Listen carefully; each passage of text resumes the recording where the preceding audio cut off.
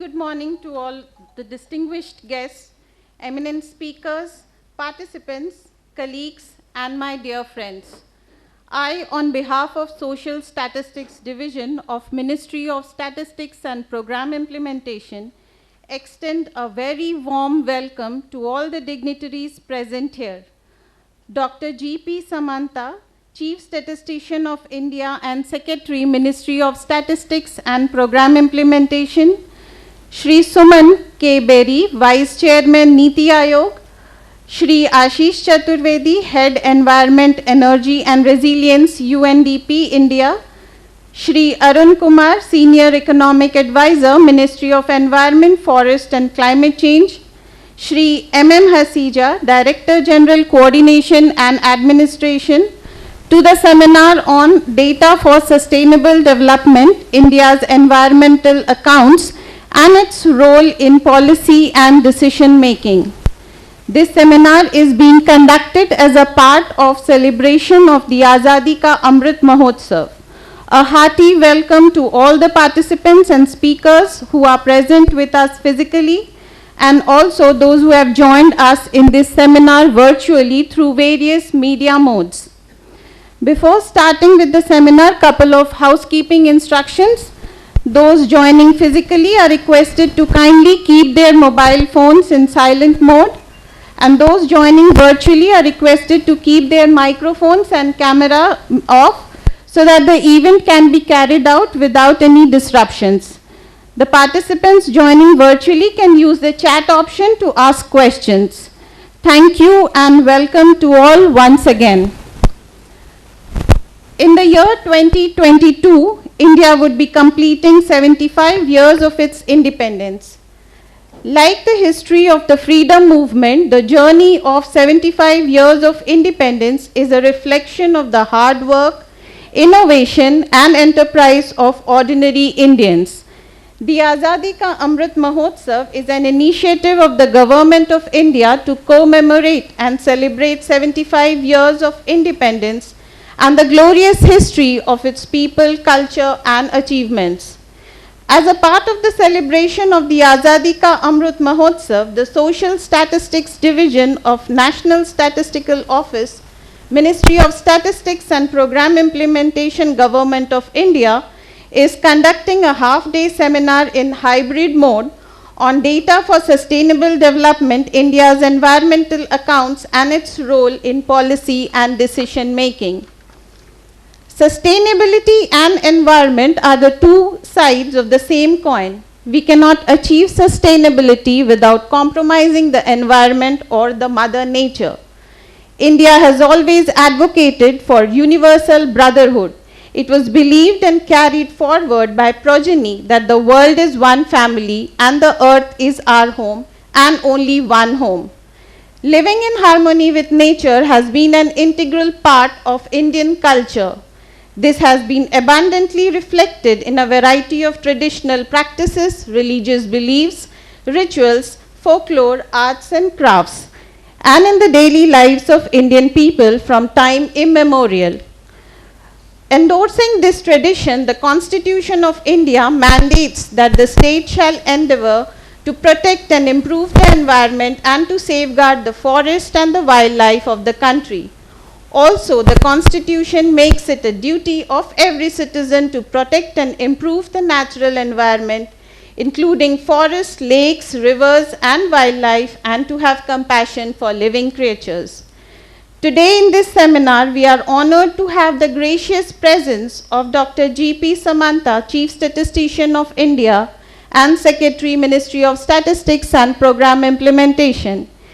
It has been rightly said, intentions create reality, and Dr. Samanta, a man with a far-sighted vision and positive mindset, has infused within each one of us in the ministry the motivation and zeal to move constantly towards improvement with greater dedication.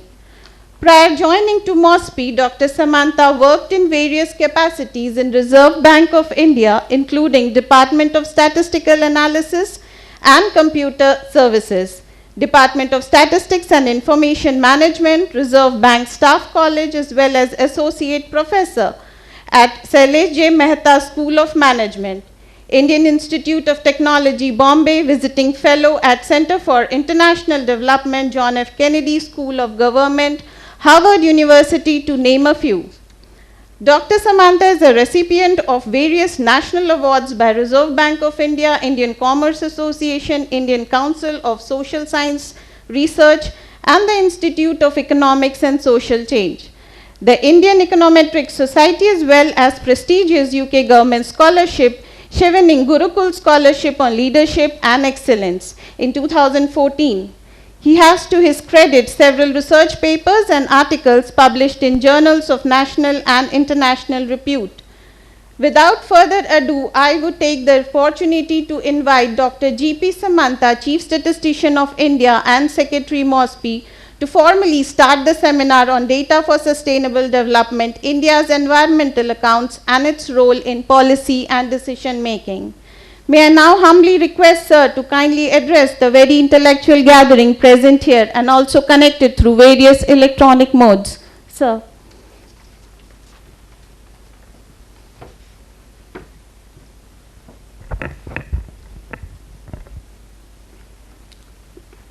Good morning to you all. Excellencies, dignitaries on the dais, distinguished guests, participants, both in offline and online mode, ladies and gentlemen. It is indeed a great pleasure for me to welcome you to this opening ceremony of the seminar titled Data for Sustainable Developments, India's Environmental Accounts and its Role in Policy and Decision Making, as a part of the celebration of the Azadi Ka Amrit Mahotsav being conducted in a hybrid mode. Azadi Ka Amrit Mahotsav is an initiative by the Government of India to celebrate and commemorate 75 years of progressive India and the glorious history of its people, its culture, and its achievements. Let me thank our Honorable Chief Guest today, Sri Suman Beri Sir, Vice Chairman of Niti Aayog, for taking out time from his busy schedule and accepting our invitation.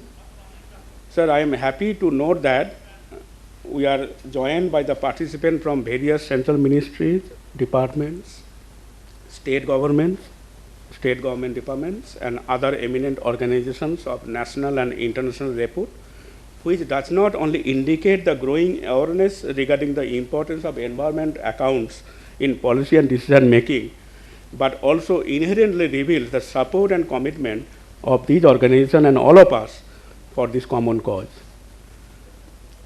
As we know, the primary aim of national statistical system is to provide timely, reliable, and comprehensive data in order to facilitate the government for policy formulation, monitoring, evaluation, and recommendation for further improvement. The official statistics in India is laterally decentralized among various ministries of Government of India at the central level and vertically decentralized between the center and the states. At the national level, Ministry of Statistics and Program Implementation, sometimes we call MOSPI, is the nodal ministry to lay down and maintain norms and standards in the field of official statistics, evolving concepts, definitions, classifications, and methodologies of data collection, processing of data, and release of results. In order to keep pace with the demand and supply of data,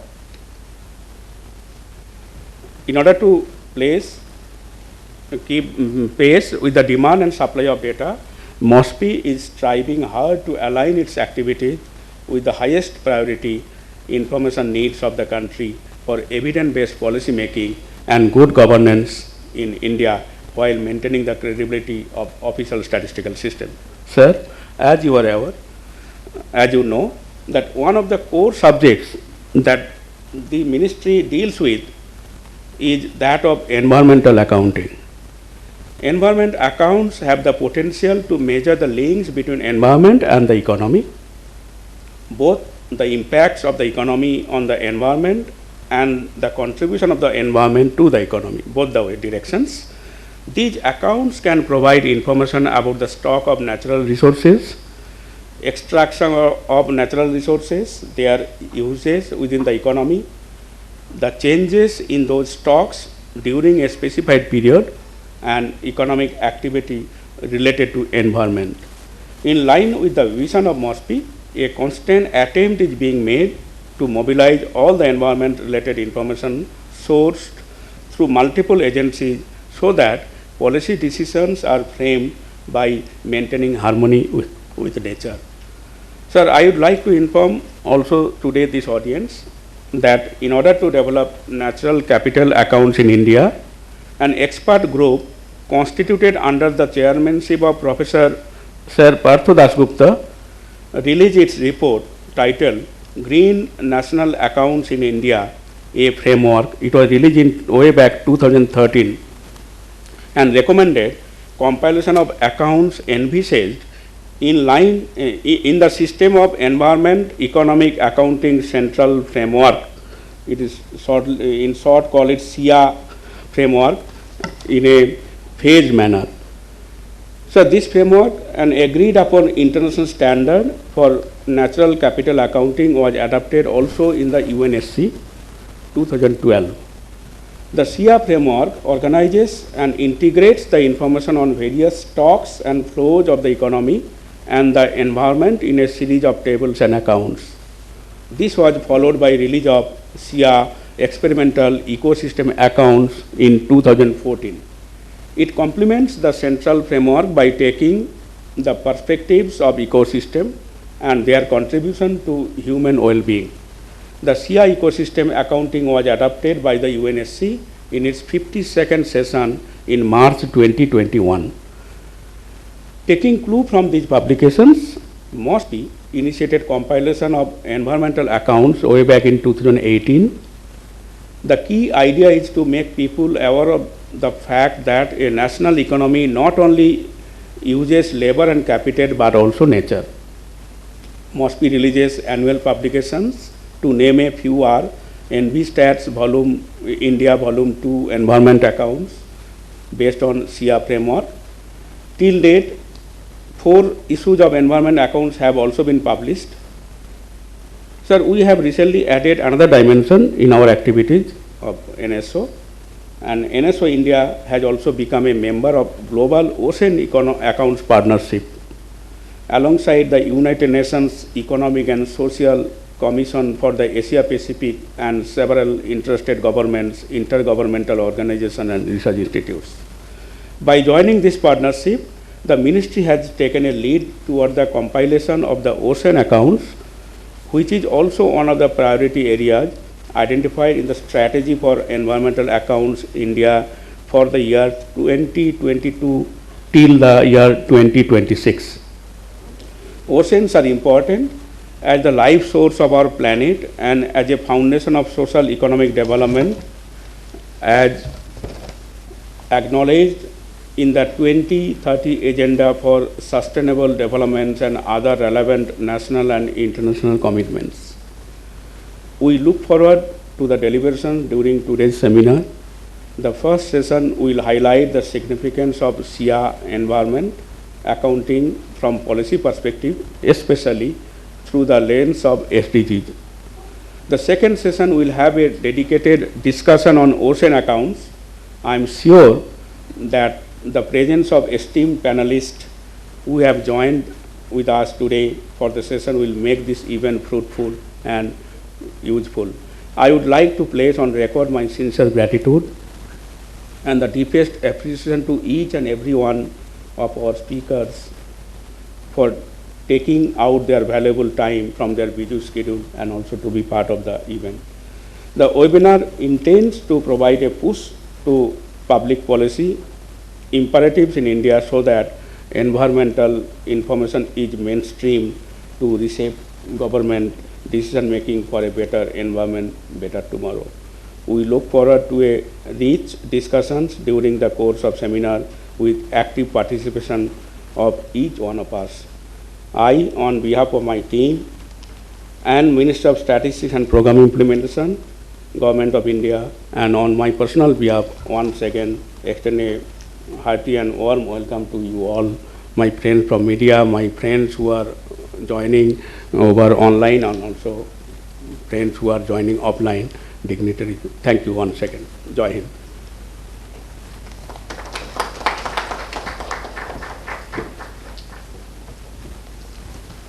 Thank you, sir, for your wonderful expositions and for creating the right ambience and apt atmosphere to start the seminar. It is now a globally recognized and globally acknowledged fact that living in harmony with nature is the only way to ensure prosperity for posterity. Sustainability is no longer a choice for us. It is a must for all of us to live in a greener and a cleaner environment. Moving ahead with the seminar, it is our immense pleasure to have Shri Suman K. Berry, Vice Chairman Niti Aayog, as our chief guest. Shri Suman Berry, an experienced policy economist and research administrator, served as Director General of the National Council of Applied Economic Research in New Delhi, one of India's most respected institutions of empirical socio-economic research. In his decade leading NCAER, Shri Berry was at various times member of the Prime Minister's Economic Advisory Council of India's Statistical Commission and of the Reserve Bank of India's Technical Advisory Committee on Monetary Policy. He commented extensively in the media on economic issues and contributed a monthly column to the Indian Business newspaper. His experience on financial sector reform in Latin America led to the appointment as special consultant to his governor of the Reserve Bank of India between 1992 and 94. His professional writings include contributions on the political economy of reform, financial sector and banking reform, and energy trends and policy. I would now like to invite Shri Berry for the inaugural address. Sir.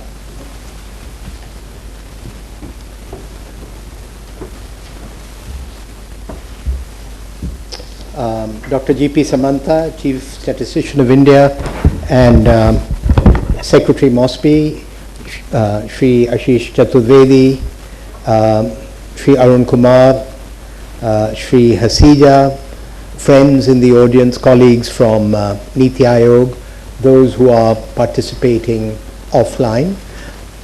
For reasons that I'll go into, it is a pleasure and an honor to be asked to deliver the keynote address today.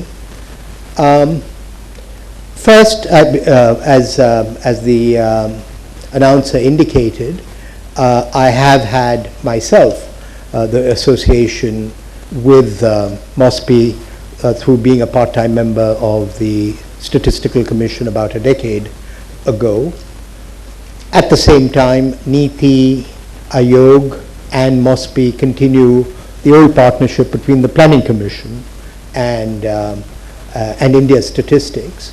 And those of you who keep up with these things would know that there is a recent book about the relationship between the Planning Commission, Pandit Nehru, Mahalanobis, and the whole leadership that India exercised in the area of sampling and national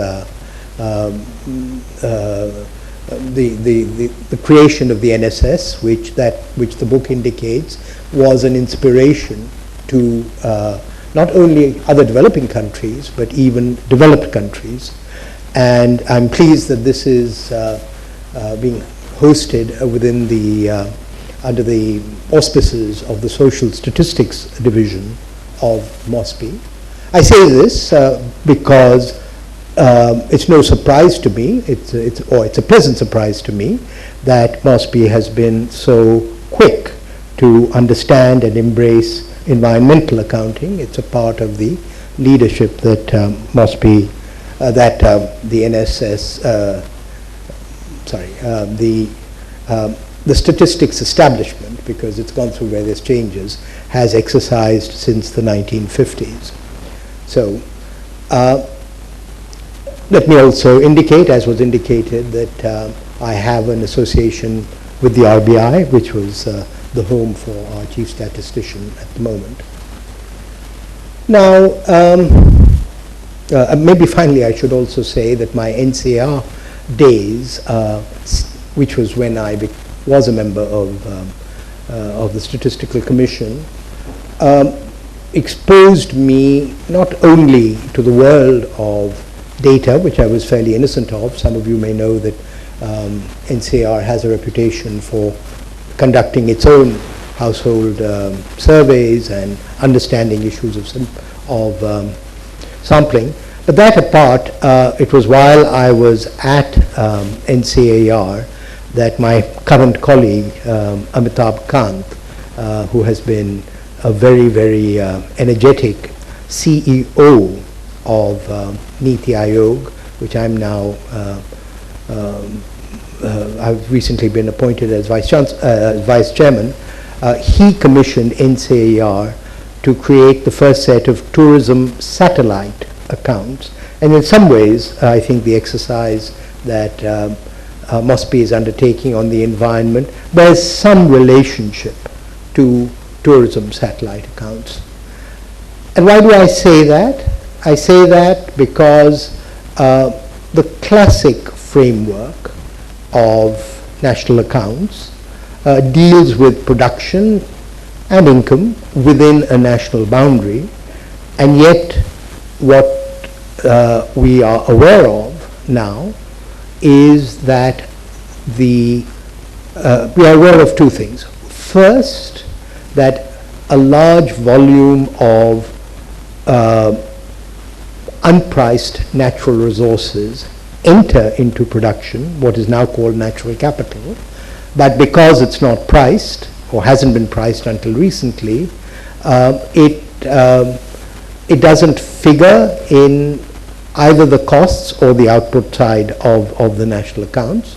And secondly, that there are cross-boundary dimensions to the draft on the environment, which therefore means that, as it were, the perimeter of the national accounts, which is the national economy, is somewhat deficient.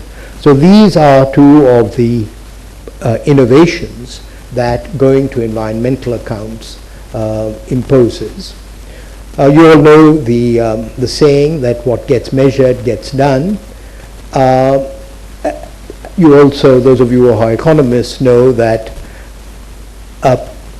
dealing with externalities is extremely hard, and these are, as it were, the two initiatives that are involved in proceeding to national accounts. Let me make one larger point, two larger points before now turning to, in a sense, what MOSPI is attempting. The first is that the use of the environment is not all cost. We all know that the rich countries industrialized on the basis of fuel sources which now don't appear to be viable or sustainable, particularly coal. They also prospered on the basis of massive deforestation, which again we now recognize is detrimental to the environment. But before we see all of this as take and not give, we must also appreciate that this process of getting rich, industrialization, actually has resulted in enormous technological advance for the world as a whole, of which countries that are following the rich countries are beneficiaries.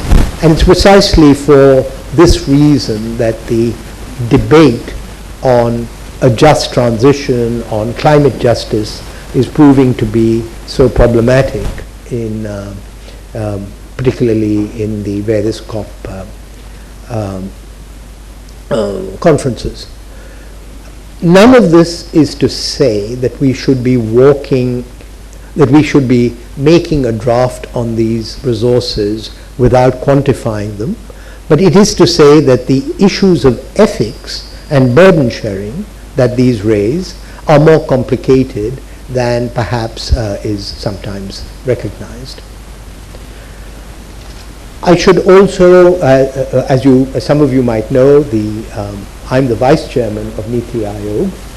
The Chairman is the Honorable Prime Minister, and some of you may have noted that barely 2 weeks ago, the Prime Minister on Environment Day relaunched his campaign, his so-called LIFE campaign, arguing that behavioral change, in addition to change in fuel sources, is going to be a necessary part of the solution to the world's environmental problems. And this is again why it's so important that the Social Statistics Division of MOSPI is involved in this. I'm sure Chief Statistician would know of the immense strides that national statistical offices elsewhere, particularly I'm most aware of the UK, have made in measuring time use, what goes on within the household. I know that there has been work on time use elsewhere in India. I'm not sure about MOSPI, but as face-to-face surveys become possible again, I see. Looking at, as it were, the consumption of environmental resources at the household level becomes relevant as well. Now, I've probably used up all my time on these introductory points, but let me just turn to the substance of what is being attempted, and also to say that if I didn't have my present job, I would have stayed all day, but I'm glad that staff from Niti Aayog would be here and will bring back to me the discussion between now and lunch. So the effect of human activity on the environment is one of our current most significant policy issues today, but there's also recognition of what is called natural capital, that continuing economic growth and human welfare are dependent on benefits from the environment, which at the moment are not necessarily priced. I've already talked about, as it were, the limitations of the conventional, what we call NSA, the SNA, the System of National Accounts, and the, as it were, the rules that from time to time are promulgated by the UN, but particularly as the environmental crisis has deepened, many voices have talked about incorporating natural capital into national accounts, and Chief Statistician of India has already mentioned the path-breaking work of Partha Das Gupta, who has been one of the leading intellects, I would say, in the issue of quantifying environmental factors in the national accounts. And as CSI said, the system of environmental economic accounting, the central framework of 2012, is now an accepted international standard for environmental and economic accounting. CSI also mentioned that the various initiatives that MOSPI has taken in adopting the CAA framework, but let me, before taking up all the time, just move to the final point that he made about ocean accounts, because this is, I think, another area of innovation. India is a country with a large coastline, and as some of you have seen in the recent discussion on fisheries subsidies at the WTO, this is a very important aspect of traditional livelihood as well. And for these reasons, the thrust area for the Government of India has been to evolve and strengthen its policies and programmatic efforts on India's blue economy, the sustainable use of ocean resources for economic growth, improve livelihoods and jobs, while preserving the health of the ocean ecosystem. Our coastline extends, I'm told, 7,500 kilometers across 9 states, sustains over 4 million fishermen, and so the Government of India's vision of New India by 2030 enunciated in February 29th the blue economy as one of the 10 core dimensions for growth. MOSPI has so far led efforts on the development of the ecosystem extent and ecosystem condition accounts that include the wetland. This is all information I've been given by my staff. Wetland extent accounts, the water quality accounts, coastal water quality index, all of which are to be commended.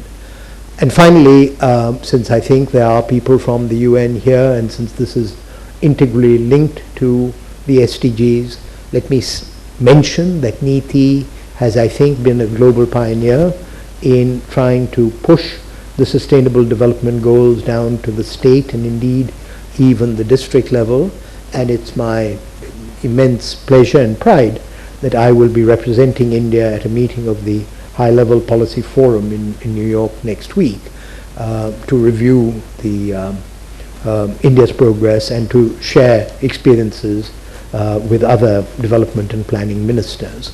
So, sir, you have, I would argue, a more important responsibility than I do. Let me just say that the traditional partnership between Planning Commission, Niti Aayog, and MOSPI is one I hope to strengthen, and my eagerness to be present today is a sign of that. Thank you very much.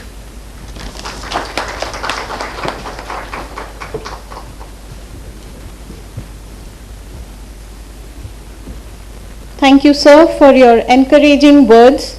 It is a fact that environment must be taken care of, and in the process of doing so, a creative approach needs to be adopted that would ensure not only maintaining it but also restoring it. Environment and its concerns are truly a global threat and does not respect national boundaries. With the multiple reports on sustainability, environment concerns and climate change ringing the alarm bell, the situation thus calls for an urgent, enhanced and collective action to work together for the environment and sustainability. May I now invite Shri Ashish Chaturvedi, Head Environment, Energy and Resilience, UNDP India, to address the gathering present here physically and also those who have joined us virtually. Shri Ashish Chaturvedi has been working on the topics of environment, climate change and circular economy in India for nearly 2 decades. His core expertise is in community-based adaptation, sustainable consumption and production, and environmental policy. Shri Chaturvedi is an avid action researcher and has published extensively in books, journals, and general interest magazines. He holds a PhD in economics from the University of California, and his academic training has been in the field of political economy. Sir.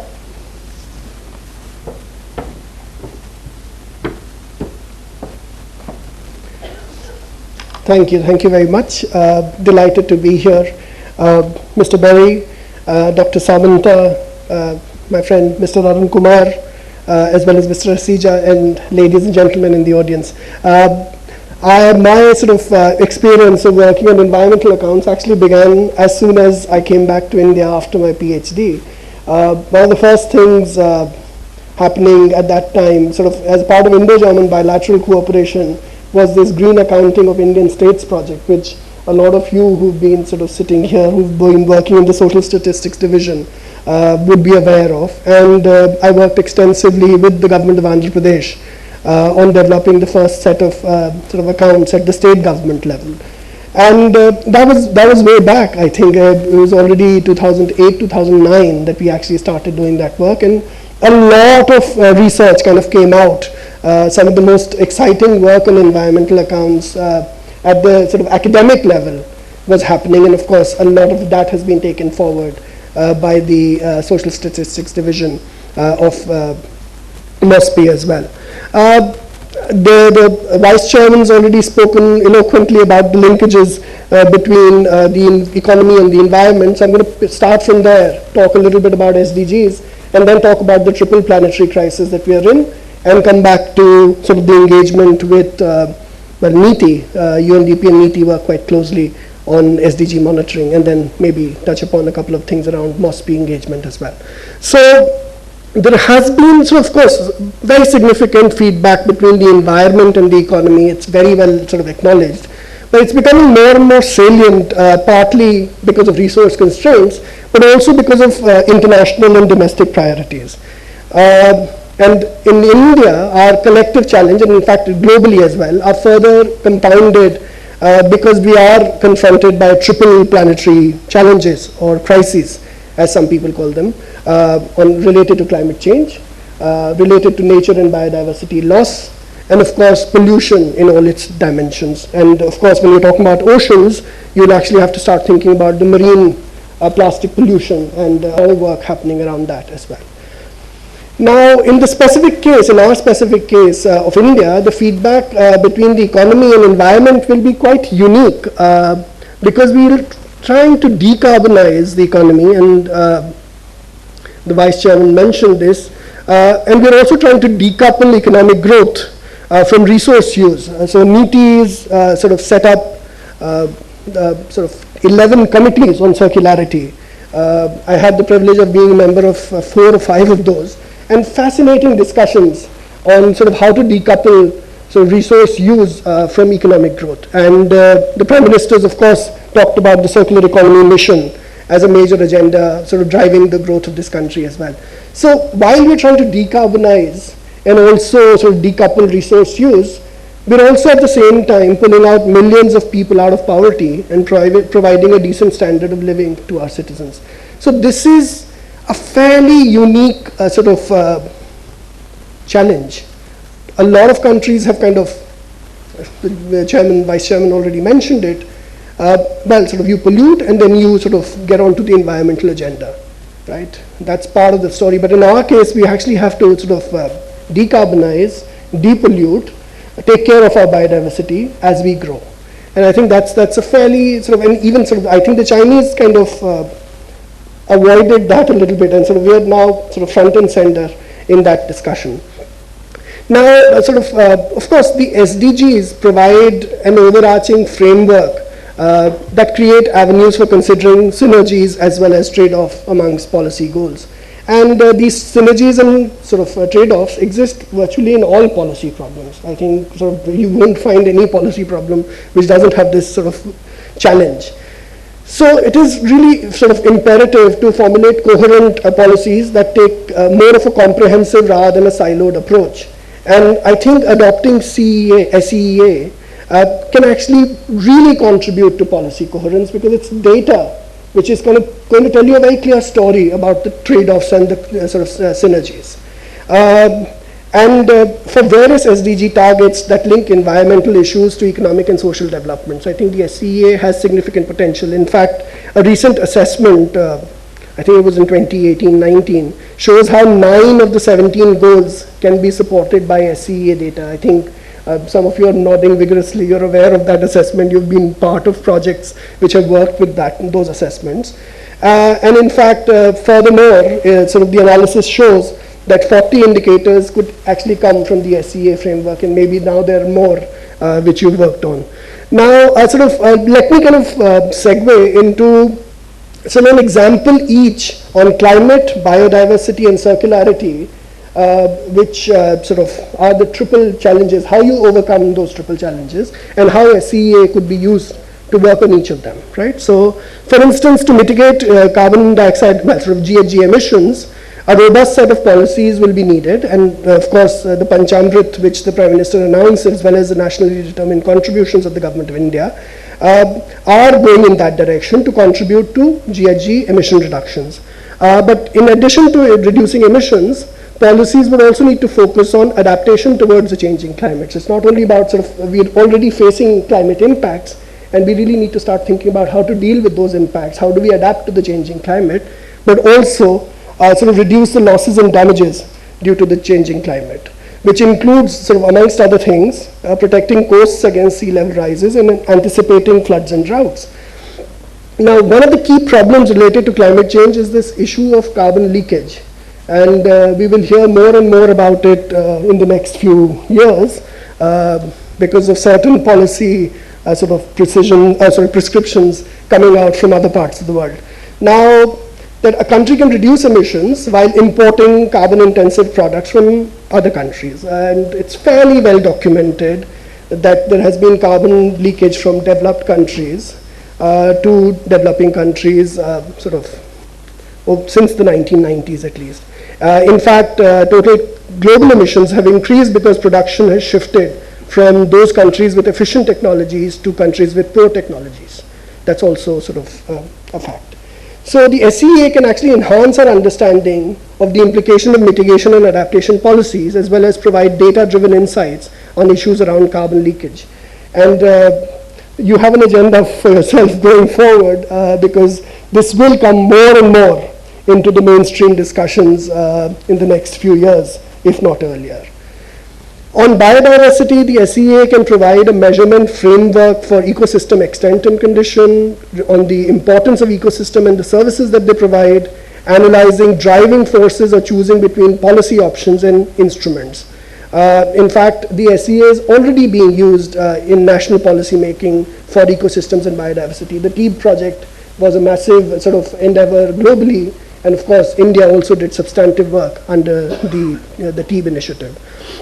My last example is about circularity, and some of you would have heard of it, but over the last decade there has been like a cacophony of voices talking about circularity, and I've had the pleasure, so when the Niti Aayog was just set up, I was back on leave from teaching in the UK, and one of the first things I was asked to do was make a presentation on circular economy by the first CEO of Niti, Sindhushri Khullar.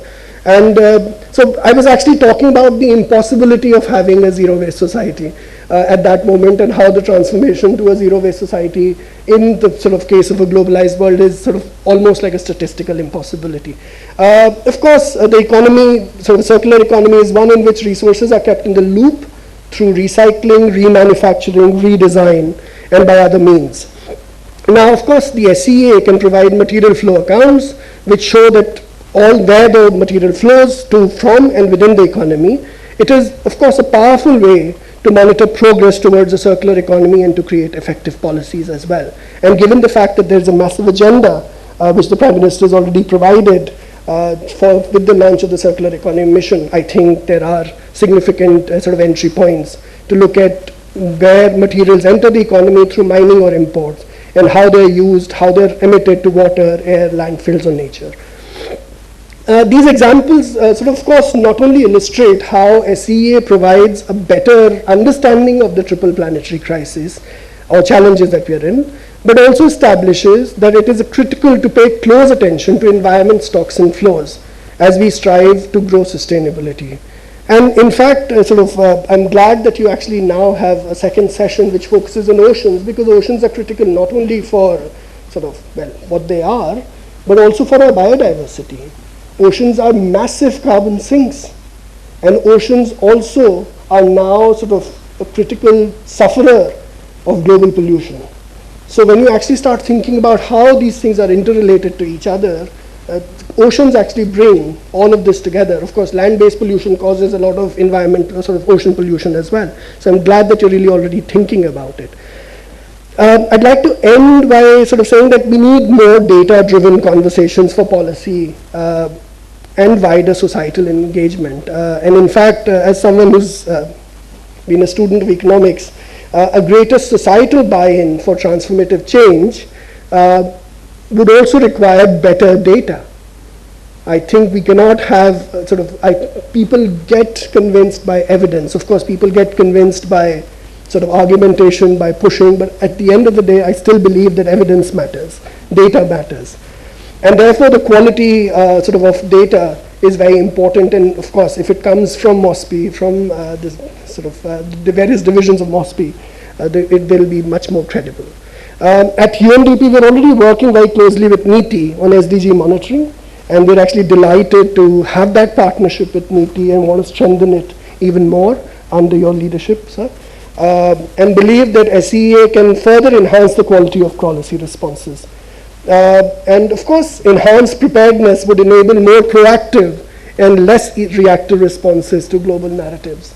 And of course, the recent sort of, every time there is a global index which is released, we have massive sort of back and forth happening on those indices. I think our data capabilities are way stronger than just being reactive to those indices. Thanks very much.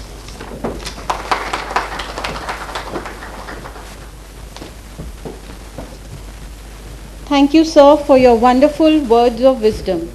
Sustainable development is indeed a path to a better future. In order to achieve sustainability, we will all have to unite our efforts. Policies backed with a targeted aim of sustainability are important and utmost required at current times. The real good sustainability creates for civilization now and in future surpasses the business growth attained through the exploitation of nature and its belongings. With these words, I would like to invite Shri Arun Kumar, Senior Economic Advisor, Ministry of Environment, Forest and Climate Change, to give his discourse. Shri Arun Kumar is an Indian Economic Service Officer of 1993 batch. Over the past 29 years since he joined the government, he has worked in various capacities in several central ministries such as Ministry of Finance, Planning Commission, Ministry of Power, Ministry of MSME and Ministry of Health and Family Welfare. Presently, he is posted as Senior Economic Advisor in Ministry of Environment, Forest and Climate Change since September 2021. Sir.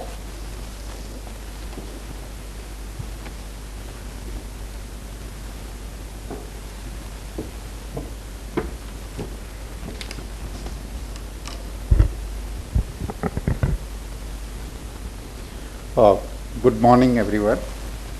Respected Vice Chairman, Niti Ayog, Dr. Berry, Secretary Mosby, Dr. Samanta, UNDP India Environment Energy Head, Dr. Chaturvedi, DG Mosby, Sri Hasija ji, participants from various ministries, departments and organizations, ladies and gentlemen.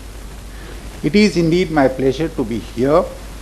Let me at the very outset compliment MOSPI for organizing this seminar on environmental accounts and its role in policy and decision making. It is very timely and apt. Environment lately has assumed great importance in discussions related to climate negotiations and even in foreign trade agreements discussions. In fact, new age foreign trade agreements which are called FTA 2.0, sustainability is a must. All developed countries are insisting on it. So therefore I commend MOSPI on this webinar on environmental accounting that seeks to cover its various facets with respect to its role in policy making. I would be covering 4 aspects. First, as all of you are aware, nature or natural capital, as we say, provides a host of ecosystem services which are essential for our survival. The most obvious ecosystem services include food, water, plant material, fuel, building materials, medicines. There are also many less visible ecosystem services such as climate regulation and natural flood defenses provided by forest, the billions of tons of carbon stored by mangroves, or pollination of crops by insects. Even less visible are cultural ecosystem services such as the inspiration taken from wildlife and the natural environment. When natural capital is not valued properly or appropriately, or it's not managed well, it leads to its degradation and loss, threatening to disrupt economic supply chains. It also results in increased frequency of extreme events like floods, droughts, heat stress that lead to forest fires, loss of human life and property, and decline in overall productivity.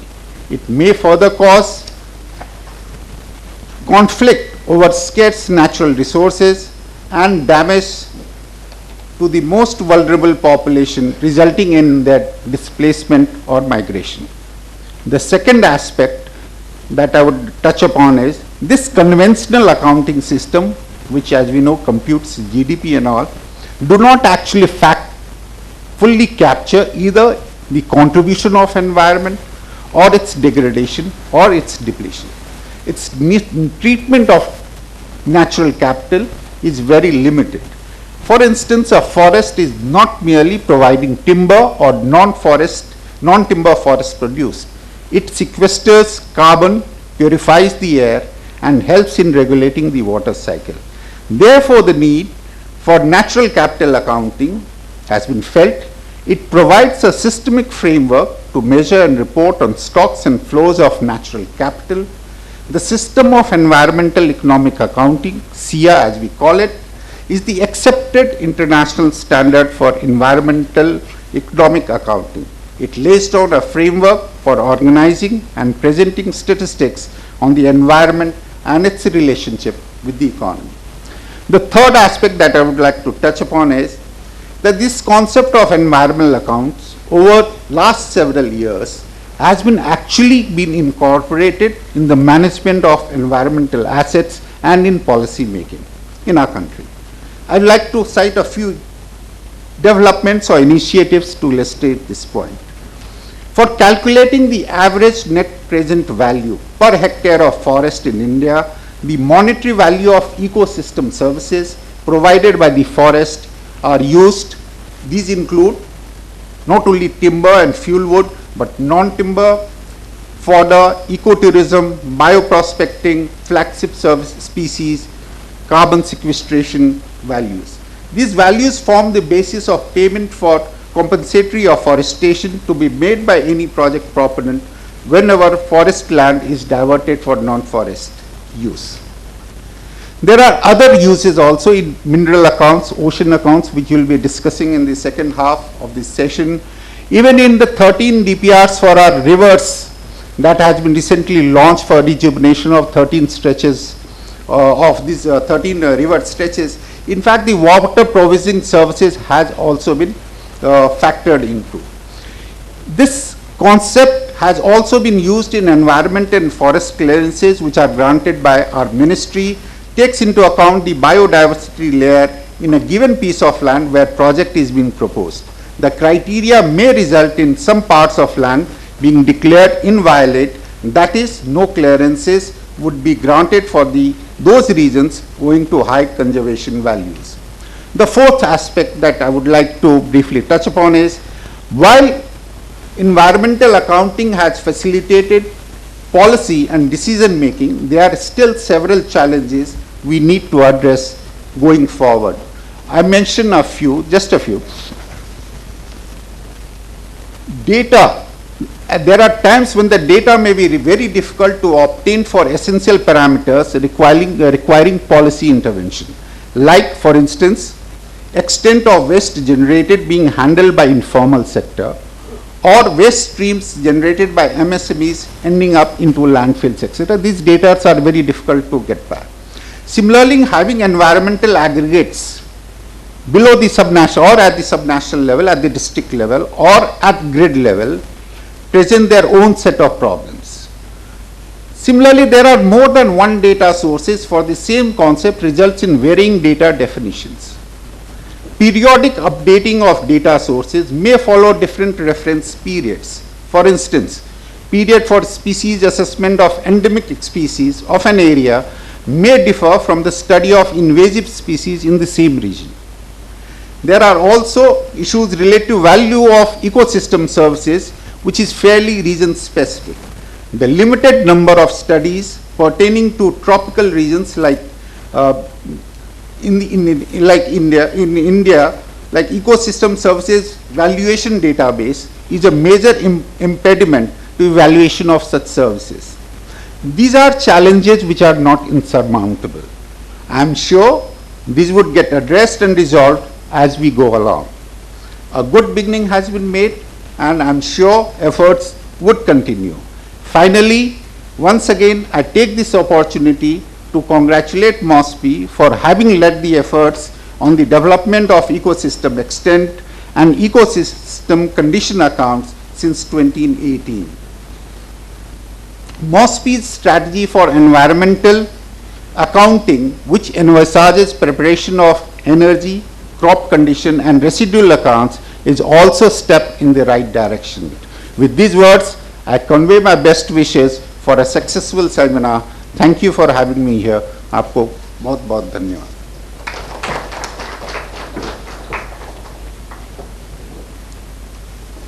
Thank you, sir, for your encouraging words. I now request Shri M.M. Hasija, Director General Coordination and Administration, to propose the formal vote of thanks. Shri M.M. Hasija is an Indian Statistical Service Officer of 1985 batch. Shri Hasija is spearheading a whole gamut of work related to inter and international coordination, training and capacity building, data informatics and innovation and program implementation, to name just a few in the ministry. Sir. Good morning. Respected Shri Suman K. Beri, Vice Chairman Niti Aayog, Shri Dr. G.P. Samanta, Chief Statistician of India and Secretary Government of India, Minister of Statistics and Program Implementation, Shri Ashish Chaturvedi, Head Environmental Energy and Resonance UNDP, Shri Arun Kumar, Senior Advisor, Ministry of Environment, Forest, Climate Change, distinguished participants from ministries, departments, ladies and gentlemen. It's my privilege to propose vote of thanks in the opening session of this seminar being organized by MSPI to celebrate the Azadi Ka Amrit Mahotsav. I am certain that today's deliberations will enable each one of us to have a better understanding and knowledge about the environment, accounting and its linkages with policy and decision making. On behalf of MSPI, I would like to place on record my deep sense of gratitude for our Chief Guest Shri Suman K. Beri, Vice Chairperson Niti Aayog, for sparing his valuable time for delivering the inaugural address and outlining the issues of importance in environmental accounting. We are humbled by the presence of Head of Environment, Energy and Resilience, Shri Ashish Chaturvedi, for sparing his time to articulate the policy challenges in decoupling resources from the economy. We are also grateful to Shri Arun Kumar, Senior Economic Advisor, Ministry of Environment and Forest and Climate Change, for making nature's values visible and challenges that are there in the data availability and collection. We sincerely appreciate the technical support provided by the World Bank and United Nations Environmental Program for finalizing the concept note and speakers for this event. I also thank Dr. G.P. Samanta, Chief Statistician of India and Secretary of MSPI, for his motivation, guidance and support towards organizing the event and for sparing his time to address the August gathering today. The event could not have been possible without the continuous efforts of officers and staff of Social Statistics Division, MSPI, who were ably guided by Shri S.L. Minaria, DG. Thank you all again for sparing your valuable time. I am sure MSPI will continue to receive your support and cooperation. Thank you.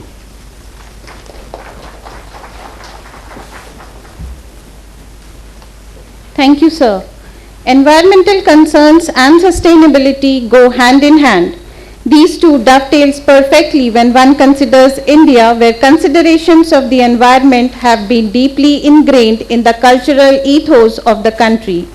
In accordance with the mandate of NSO and as per the recommendation of Professor Sir Parthadas Gupta Committee report on Green National Accounts in India, NSO adopted SIA in 2018. Since then, NSO has been compiling environment accounts on selected ecosystems.